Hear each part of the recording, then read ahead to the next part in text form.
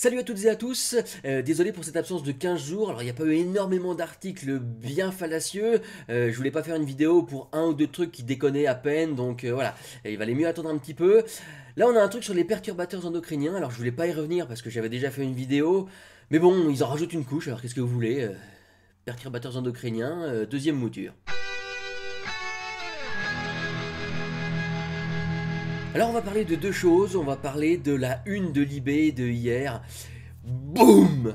Voilà, alors avec ça, si t'es pas bien au courant, c'est que vraiment tu lis de travers quoi. On a tout ce qui va bien, donc évidemment le design qui rappelle les paquets de clopes, se laver tue, se laver. Quelque chose d'aussi bénin que se laver. Vous vous rendez compte, ils viennent nous polluer jusqu'à l'intérieur de nos douches et de nos baignoires, putain! Ayez peur, peuple de France! Non, non, alors un peu de retenue, un peu de retenue. On va pas parler aujourd'hui trop des perturbateurs endocriniens, vous avez déjà les infos dans la précédente vidéo. Juste quand même rajouter deux choses. La première, c'est qu'effectivement, les perturbateurs endocriniens agissent à des doses qui sont bien inférieures aux produits qui sont non perturbateurs endocriniens et ils n'ont pas d'effet linéaire, c'est-à-dire qu'on ne peut pas inférer un effet à la dose. Il peut y avoir des effets dès les doses faibles, donc on l'a dit, mais qui varient en fonction de l'augmentation de la dose. Ça peut être plus faible ou plus fort, donc on ne peut pas trop se baser là-dessus. Voilà. Mais une fois que ça s'est dit, bon alors d'accord, faisons des études, testons, regardons. Mais pas comme ça. Alors, pitié, pas comme ça. La première chose sur laquelle je voudrais revenir, c'est ce que nous a fait Génération Future la semaine dernière. Je voulais faire une vidéo dessus, puis bon, c'est Génération Future, alors si je faisais une vidéo à chaque connerie qui sort, hein, pas fini, sur le coup des 7 écologistes qui se sont fait tester les cheveux, et puis ils ont trouvé des perturbateurs endocriniens à l'appel. Alors il y avait Yannick Jadot, Marie-Monique Robin, José Bové, je crois, enfin ils étaient, voilà. Oh pitié. Alors faut voir le rapport, avec des graphiques qui sont totalement inexploitables. Il y a des perturbateurs endocriniens, mais on sait pas lesquels, on sait pas, ils sont suspectés, est-ce qu'ils sont avérés, enfin c'est du travail ni fait ni à faire. Évidemment, c'est passé dans tous les médias, hein, parce que Génération Future, ils ont raison.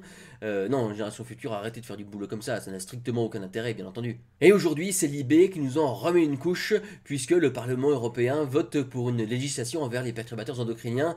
Mais là, c'est le traitement journalistique, moi, qui m'affole, quoi. Alors déjà, il reparle de la Génération Future, donc déjà, ça, c'est pas top.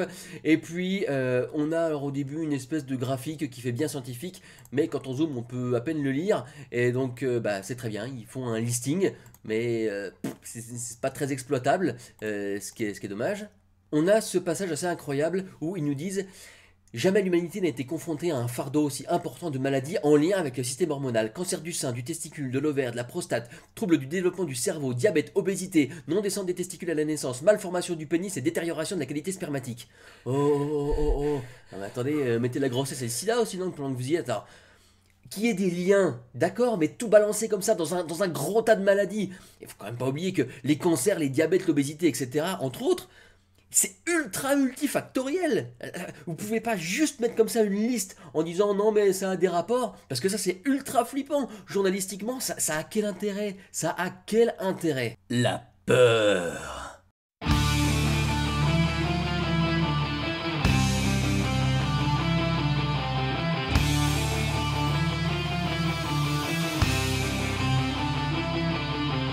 Autre petite chose qui me chiffonne, quand un intervenant, Rémi Slama, dit: mais les résistances à toute réglementation ambitieuse sont très fortes et vont de pair avec une tentative d'instrumentalisation de la science.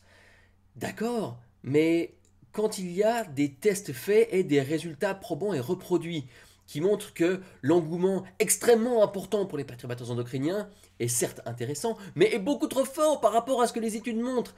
Elle est où l'instrumentalisation de la science là? Alors on lit plus loin que le Sénat s'est saisi de la question en adoptant une résolution appelant le gouvernement à interdire l'utilisation des phtalates dans les jouets, produits cosmétiques et dispositifs médicaux. C'est très bien, voilà, on a des soupçons sur les phtalates, certains qui sont même plus que soupçonneux, et bien voilà, on légifère, ok, pas de problème. Mais parce que on a des pistes intéressantes. Si on légifère sur tout et n'importe quoi et qu'on fait les tests après, alors ok, on n'a aucun problème. Mais qu'est-ce qu'on enlève, qu'est-ce qu'on n'enlève pas? Et il est là le truc, on peut absolument pas tout retirer d'un coup. On est en train de faire des découvertes, il faut le temps que ces découvertes arrivent. Et si les produits qu'on découvre aujourd'hui sont des perturbateurs endocriniens qu'on ne découvrait pas il y a 10 ans, vu le temps d'utilisation de certains produits, on est plutôt tranquille, d'autant que les doses, même si on a vu que les doses, elles peuvent être un petit peu variantes concernant les effets, sont quand même très très très très faibles. Suffisamment faibles en tout cas pour qu'on ne remarque pas de problème majeur, par exemple chez les 7 personnes, là, les 7 écolos à qui on a vu les cheveux là, bon, eux ils ont tous entre 40 et 60 balais. bon ben voilà, ils ont pas l'air d'avoir de problème particulier. En plus, alors eux, ils se vendent de manger bio. C'est-à-dire que même en mangeant bio, ils ont des perturbateurs endocriniens partout. Ça veut dire qu'il y en a vraiment partout autour de nous. Vous voulez légiférer sur quoi? Sur les produits cosmétiques, sur les produits d'entretien, sur la bouffe, sur les particules dans les voitures. Alors ok, ça pourrait se faire, effectivement, hein, parce qu'il y a certains trucs qui sont un petit peu intolérables. Mais faire comme ça de la peur pour forcer les gens à s'intéresser avec les mauvais arguments, pour moi, ça vaut pas le coup. D'autant que je rappelle que dans les rapports militants comme ceux de Génération Future là, ce qu'ils appellent eux perturbateurs endocriniens, ce sont des trucs qui sont à peine suspectés. Hein. Si ça se trouve, c'en est pas du tout. Ce qui est rigolo parce que sous l'influence de ces groupes de pression là, la France propose de faire des classements en perturbateurs endocriniens avérés, présumés et suspectés. Ce qui est drôle, c'est que Génération Future, eux, ils les mettent tous dans le même panier.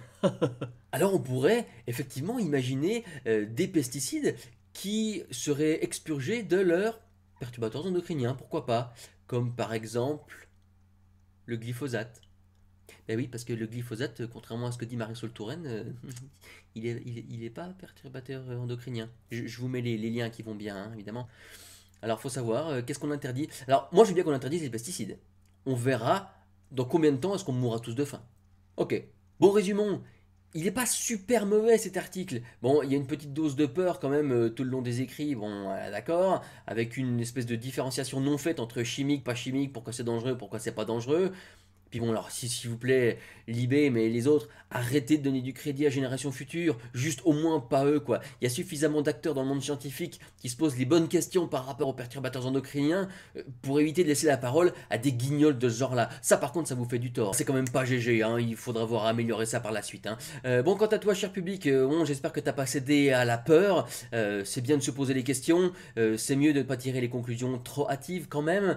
Donc évidemment, tu gardes bien l'esprit critique, et puis j'espère que la prochaine vidéo sera pas dans 15 jours, mais ça devrait aller. A bientôt, ciao.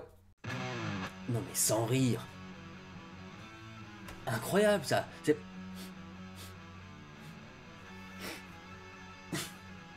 Oh bah ça va, je vais survivre.